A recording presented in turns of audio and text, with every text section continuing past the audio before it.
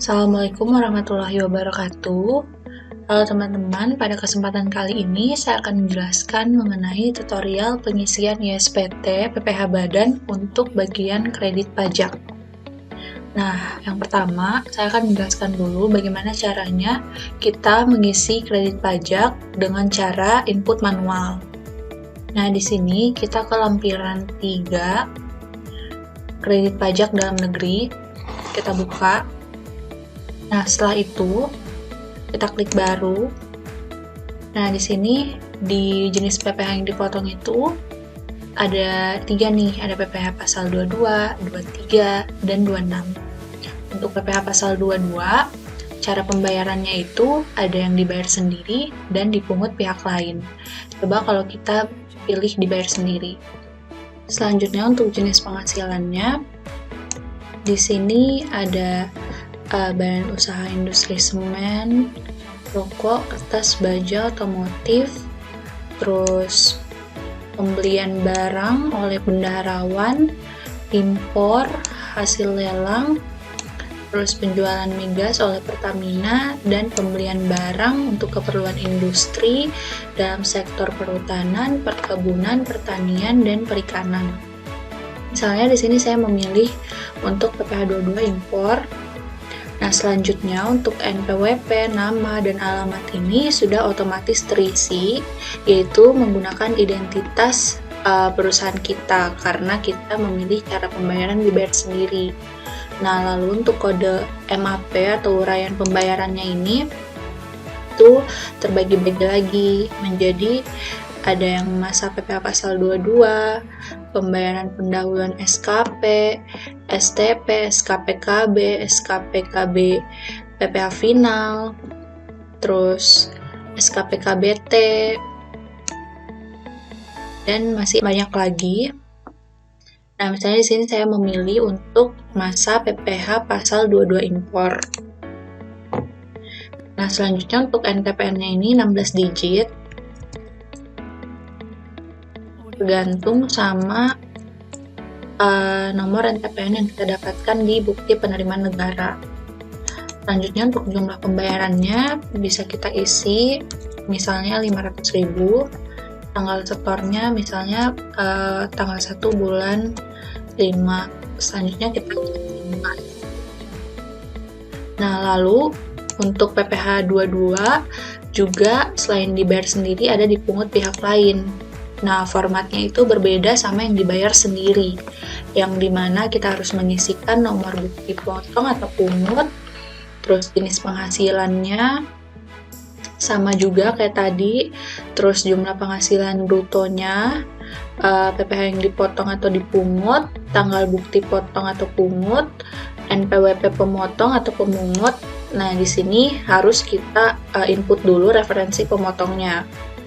Kita klik baru, lalu kita isikan, baru kita klik simpan. Baru setelah itu nanti nama pemotong atau pemungutnya ini otomatis. Nah, selanjutnya selain PPh pasal 22, ada juga PPh pasal 23, yang cara pembayarannya itu pasti dipungut oleh pihak lain. Formatnya juga sama, kayak PPh pasal 22 dipungut oleh pihak lain tadi. Begitu pula dengan PPh pasal 26. Selanjutnya kita bisa klik tutup. Nah, di sini nggak muncul apa-apa karena kita memilih filter by tanggal bukti atau tanggal setor, yang mana tanggalnya itu tanggal segini. Sedangkan tadi kita memilih atau kita menginput tanggal setornya itu tanggal 1 bulan 5 2018, makanya dia nggak muncul. Kalau misalnya kalian mau lihat semuanya yang kalian udah isi, itu kita klik filter by nomor bukti, lalu kita cari. Nah, di sini baru muncul. Nah, itu dia cara input manual. Di sini sudah otomatis juga PPh pasal 22 sebesar 500.000, PPh 23-nya masih 0 karena kita tadi nggak ngisi. Kalau misalnya kalian mau ubah, kita bisa klik dulu, kita pilih, lalu kita ubah. Atau misalnya kalau mau dihapus juga bisa. Ini kalau datanya cuma mungkin puluhan, kita bisa isi manual. Cuma kalau misalnya datanya ratusan, itu mungkin kita agak kewalahan kalau misalnya harus input satu-satu seperti ini. Nah, caranya itu kita bisa pakai fasilitas yang sudah disediakan, yaitu dengan cara impor. Kita tutup dulu. Nah, di sini di menu utility, ini ada impor data dan ekspor data. Nah, untuk ekspor data ini, kita bisa klik kredit pajak dalam negeri. Habis itu kita pilih tahun pajaknya. Nah, di sini total datanya 1. Nah, kalau misalnya 2019 itu total datanya 0, kita nggak bisa ekspor data to file karena kita belum mengisi apa-apa. Makanya kalau misalnya mau menggunakan ekspor data ini, kita harus ngisi dulu minimal 1. Setelah itu kita ekspor data to file. Terus kita pilih di folder mana yang kalian inginkan. Nah, lalu coba kita buka hasil ekspornya.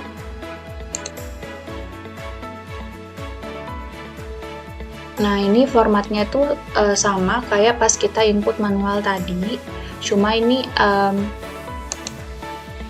masih dalam bentuk CSV. Jadi sebelum kita ngedit, kita harus mengganti dulu formatnya menjadi workbook. Nah, namun menurut saya, kalau kita pakai cara ekspor ini, formatnya itu nggak sebagus kalau kita mengambil file impor dari folder DJP, karena di sini nggak ada informasi-informasi mengenai petunjuk pengisian yang harus kita ketahui. Jadi, kita coba ke folder DJP. Nah, di sini ada folder SPT Badan, contoh data impor. Nah, ini kita copy dulu, baru kita pindahkan ke folder yang kita inginkan. Setelah itu coba kita buka.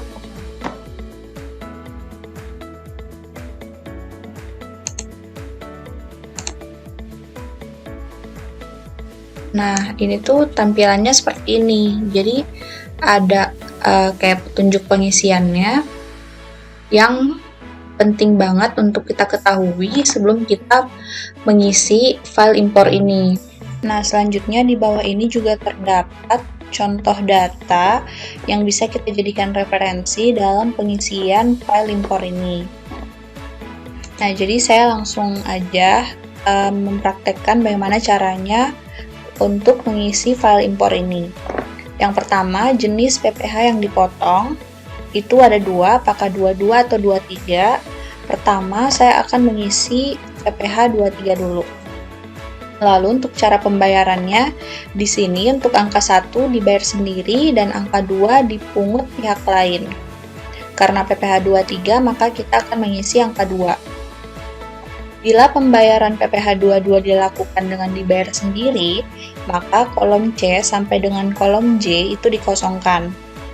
Jadi kolom C sampai dengan kolom J ini itu kita kosongkan apabila cara pembayarannya itu dibayar sendiri. Jadi kolom C sama J ini hanya diperuntukkan untuk apabila dipungut oleh pihak lain. Lalu kita masuk ke nomor bukti potong atau pungut. Nah, di sini saya juga sudah ada datanya. Jadi saya akan mengisi mengacu pada data ini.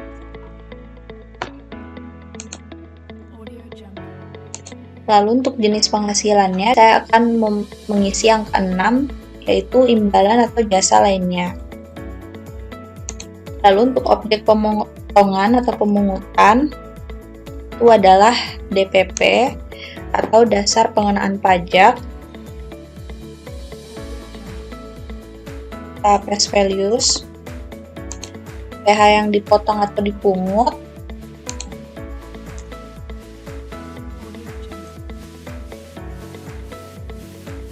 face values juga, lalu tanggal bukti potong atau pungut,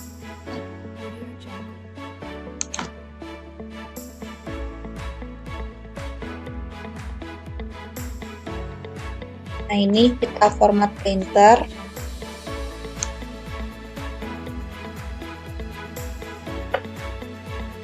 Selanjutnya, untuk NPWP pemotong atau pemungut,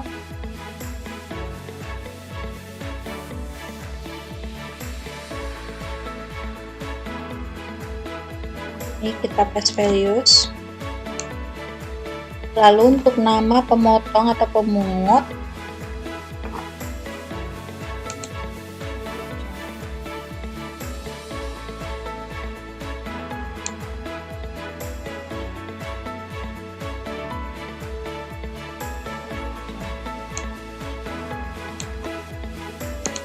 lalu alamat pemotong atau pemungut di sini semuanya sama, Jakarta. Nah, selanjutnya untuk kode MAP iuran pembayaran ini khusus PPh 22 dibayar sendiri. Begitu pula dengan NTPN, jumlah pembayaran, dan tanggal setornya. Jadi kita bisa kosongkan saja.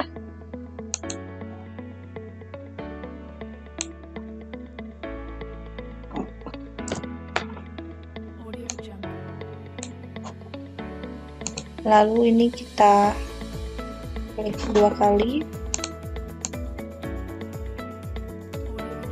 Nah, sudah selesai untuk PPh pasal 23-nya. Lalu kita beralih ke PPh pasal 22.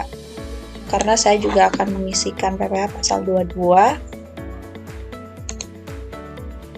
Nah, di sini sudah ada datanya juga.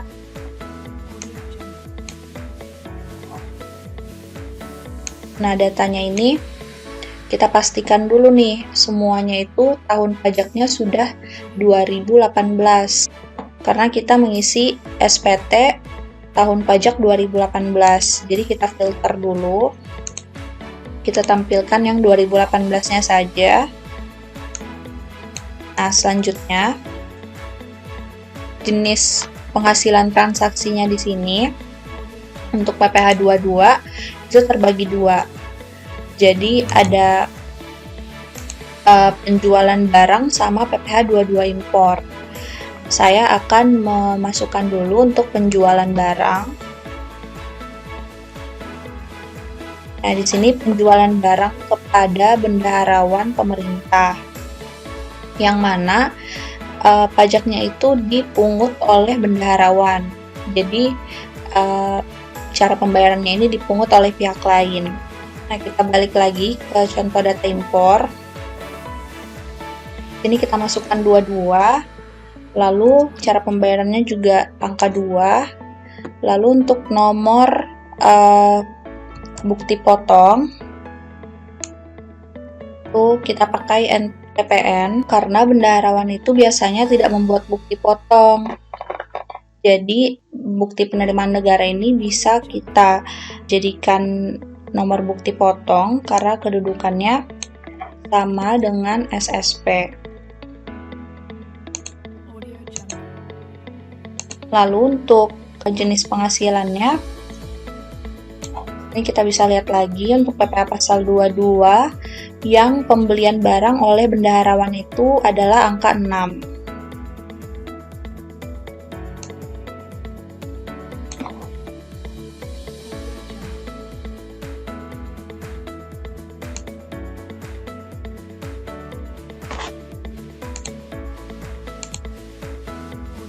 Selanjutnya untuk DPP-nya,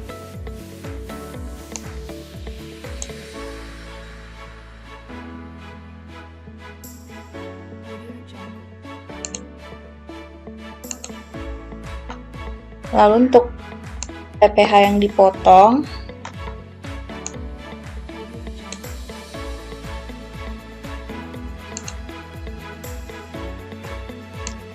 values. Lalu untuk tanggalnya,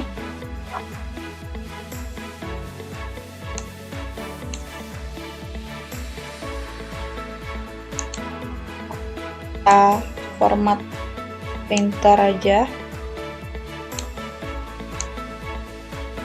Lalu untuk NPWP pemotong,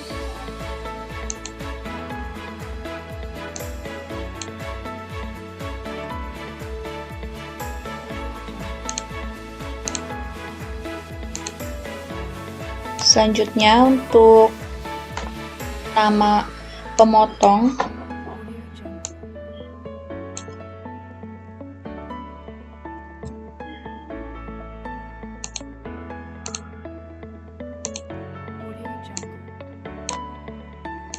alamat,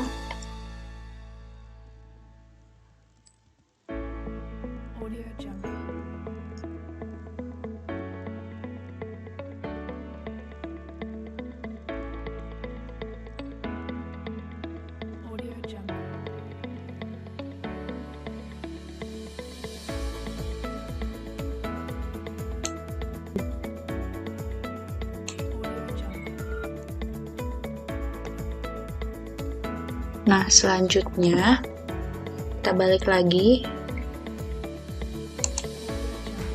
Di sini saya sekarang akan mengisi untuk PPH 22 impor. Setelah itu kita balik lagi ke file impornya tadi. Ini kita isikan 22. Lalu cara pembayarannya itu untuk PPH 22 impor adalah dibayar sendiri, sehingga kolom C sampai dengan kolom J itu tidak kita isi. Jadi kita isi langsung di kolom K ini. Nah, kode MAP atau iuran pembayaran khusus PPH 22 yang dibayar sendiri itu PPH 22 impor adalah 0112.000.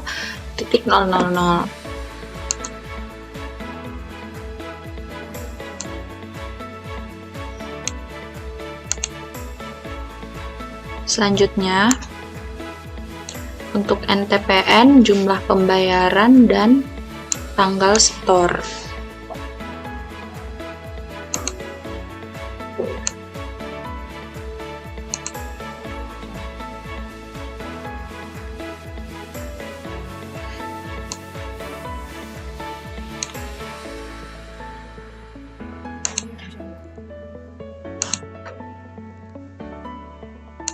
Jumlah pembayaran,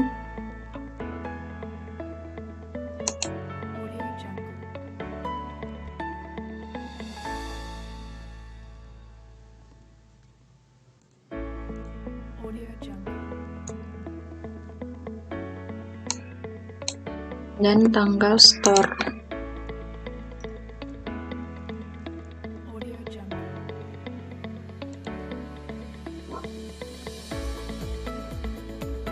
Lalu ini kita format printer.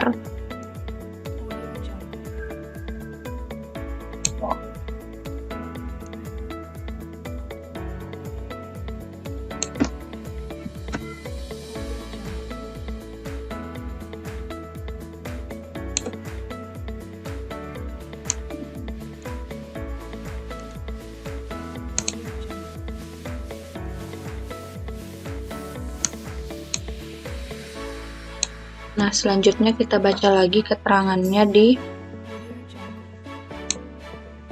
NPWP pemotong. Di sini dijelaskan bahwa untuk PPH pasal 22 dibayar sendiri tetap diisi dengan NPWP pelapor pajak.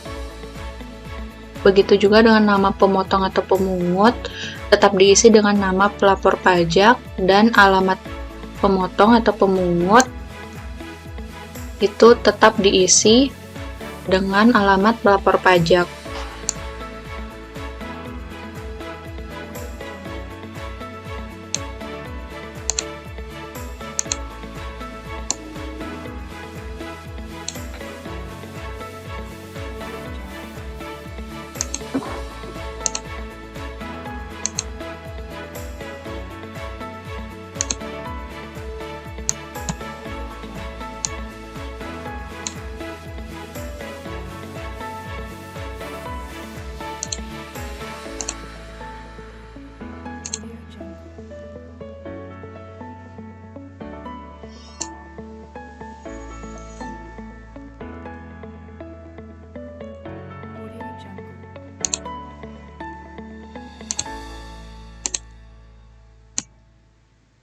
Selanjutnya coba kita lihat di kolom yang lain, apakah ada keterangan tambahan untuk nomor bukti potong atau pungut, jenis penghasilan, objek pemotongan atau pemungut, PPh yang dipotong, tanggal bukti potong. Nah, di sini tidak ada lagi keterangan tambahan ya. Jadi yang kita isikan hanya NPWP, nama sama alamat.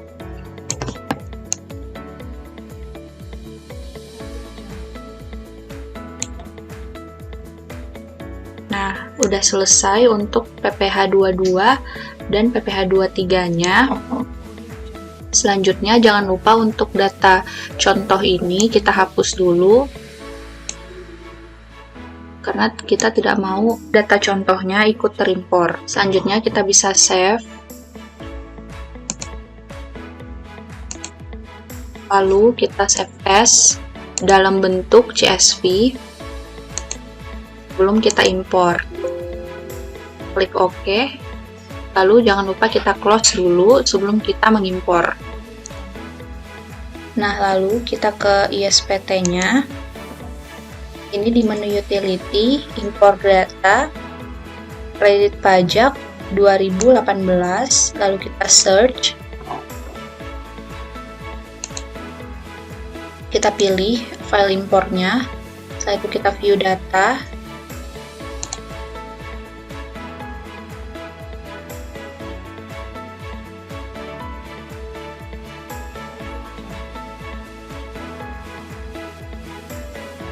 Kita tunggu.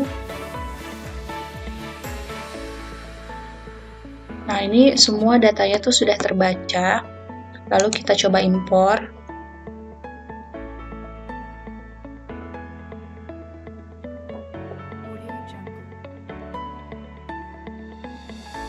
Proses impor selesai, tidak ada data yang gagal. Kita klik OK, kita close. Kita coba buka lagi di lampiran 3, kredit pajak. Lalu kita filter by nomor bukti, cari. Nah, di sini sudah ada ya, jumlah datanya tadi itu 880, dan sekaligus sudah otomatis memisahkan yang mana PPh pasal 22 dan PPh 23. Jumlahnya adalah Rp697.500.740. Nah, sebelum saya berhasil mengimpor semua kredit pajak, saya juga sempat mengalami kendala pada saat proses impor. Ini saya akan menunjukkan kendala apa yang saya hadapi pada saat impor kredit pajak, yaitu gagal karena pernah diimpor. Kita coba view data dulu.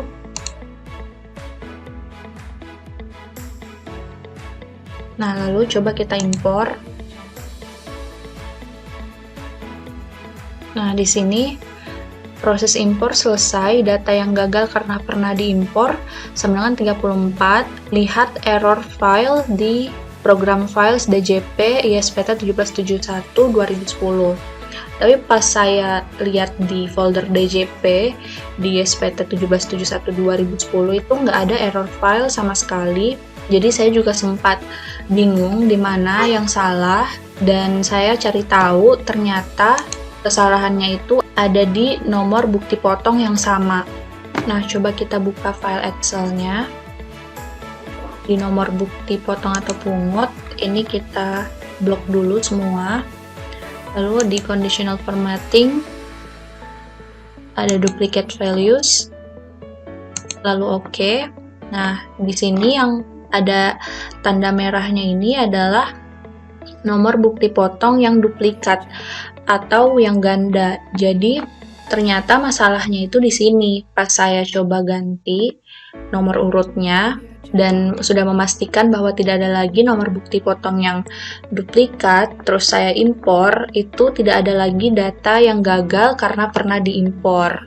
Jadi ini kurang lebih masalahnya sama kayak penyusutan, yang keterangan nama hartanya itu nggak boleh ada yang sama. Nah, selanjutnya saya akan menjelaskan kendala apa lagi yang saya alami pada saat impor. Nah, ini kita close dulu. Nah, selanjutnya saya mau menghapus dulu data impor kredit pajak yang tadi. Kita ke lampiran 3, filter by nomor bukti, kita cari. Nah, di sini saya mau menghapus semuanya. Bisa ubah jumlah data per halaman menjadi 1000, lalu kita pilih semua. Setelah itu coba kita hapus. Data berhasil dihapus. Lalu kita filter by nomor bukti lagi, cari. Nah, di sini tuh ternyata jumlah data totalnya itu hanya berkurang 1 dari yang tadi, padahal kita udah pilih semua, lalu kita hapus, dan yang kehapus tuh cuma 1. Inilah salah satu kekurangan ISPT 1771 yang sudah diupdate atau yang 2010. Nah, karena kalau misalnya kita menghapus satu-satu kan capek banget ya, apalagi jumlah data totalnya tuh 700 lebih. Jadi, untuk cara menghapus yang lebih cepat adalah kita keluar dulu dari ISPT ini, terus kita ke ISPT 1771, ini yang sebelum diupdate, kita masuk, lalu kita pilih database yang tadi, kita masuk, kita login seperti biasa.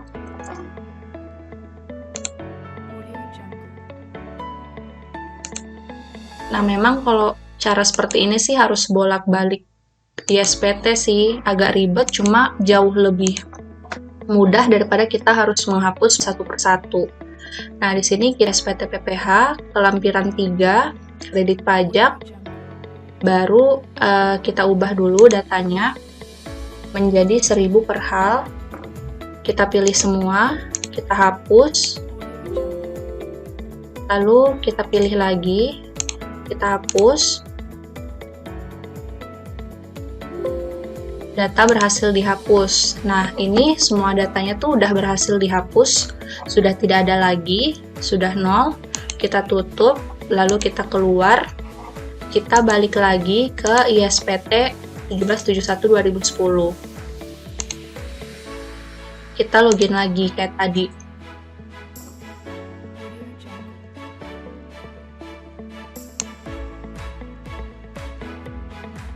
Lalu kita buka SPT yang ada 2018, kita buka, kita ke SPT PPH 1771 lampiran 3, kita coba filter by nomor bukti, sudah tidak ada karena jumlah data totalnya juga sudah 0. Jadi semua kredit pajaknya itu udah kehapus. Nah, selanjutnya saya akan mencontohkan kendala kedua yang sempat saya alami juga. Kita tutup dulu.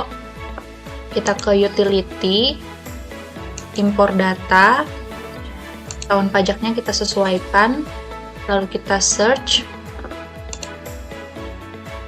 kita pilih filenya, kita view data,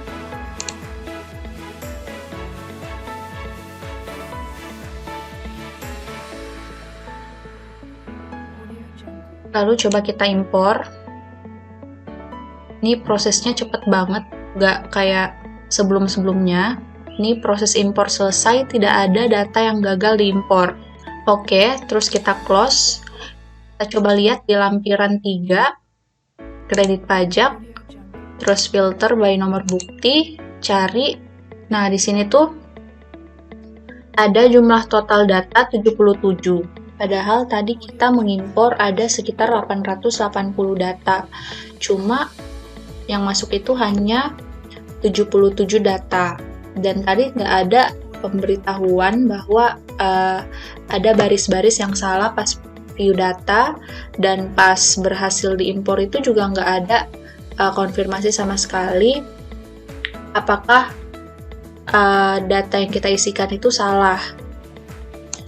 Jadi kita harus nyari-nyari sendiri kesalahannya tuh di mana. Dan pas saya cek, ternyata yang masuk itu hanya PPH pasal 22. Sedangkan PPH pasal 23-nya tuh nggak ada yang masuk sama sekali. Nah, di sini saya coba cek sendiri, dan ternyata saya salah memasukkan kode cara pembayaran. Harusnya saya masukkan angka 2. Jadi, teman-teman yang mengalami kendala yang sama seperti saya, barangkali penyebabnya itu ada di kesalahan pengisian yang tidak sesuai dengan aturan yang diminta. Nah, selanjutnya saya juga akan membahas salah satu kekurangan dari ISPT PPh Badan yang berhubungan dengan kredit pajak.